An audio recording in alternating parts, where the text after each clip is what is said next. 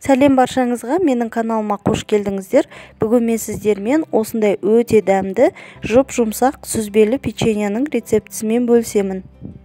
Бұндай печеньені гусиные лапки немесе косыночка деп те атайды. Жасалу жолы өте оңай, менімен бірге жасап көріңіздер. Және де видеоны соңына дейін қарап, міндетті түрде менің каналыма тіркелуді ұмытпаңыздар. Бізге қажет ингредиенттер: сүзбе қажет, ұн, сәл ғана қант қажет, сары май, бір жұмыртқа және де қопсытқыш қажет. Ең алдымен осындай бір ыдысқа сүзбемізді саламыз. Одан кейін қантымызды қосамыз және де бөлме температурасында тұрған сары майды қосып араластырамыз.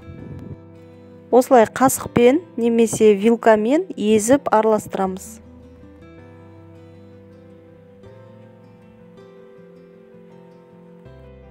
Одан кейін бір жұмыртқа қосамыз. Егерде сүзбелеріңіз ұсақ болса, осылай қасықпен араластыра беруге болады. Менің сүзбем сәл кесектеу болғандықтан мен блендермен бір араластырып жіберемін. Егерде блендер болмаса, онда сүзбені алдын ала үккіштен өткізіп алуға да болады.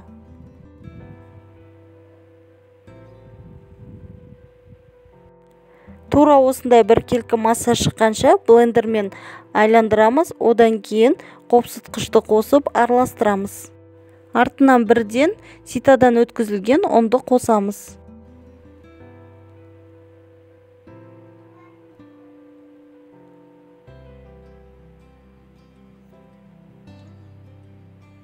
Енді ары қарай қолмен жұп-жұмсақ қамыр илейтін боламыз.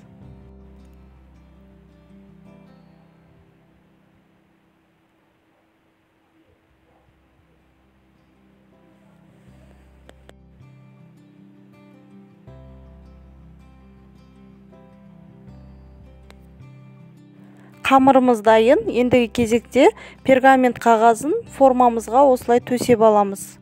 Одан кейін бір ыдысқа біраз қант салып аламыз және де қамырымызды жұқалау қылып жаямыз.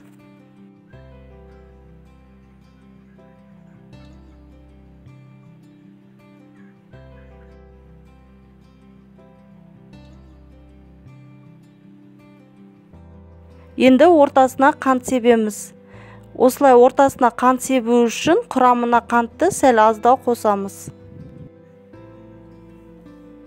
Енді арнайы кескіштермен немесе стақанмен осылай домалақ қып қамырымызды кесеміз және де тура видеодағыдай бүктеп, оны қантқа аунатамыз.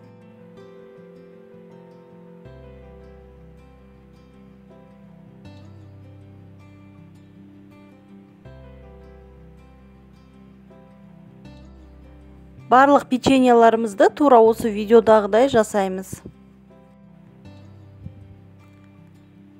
Енді духовкамызды 180 градусқа қойып, печеньеларымызды қызарғанша пісіріп аламыз. Мөлшермен 20-25 минутта өте дәмді, әдемі осындай печеньеларымыз дайын болады. Видеоны соңына дейін көргендеріңізге рахмет. Сіздермен болған Айгерім. Рецептер ұнаса, каналыма тіркеліп, лайк басып, пікірлеріңізбен бөлісіп қойыңыздар.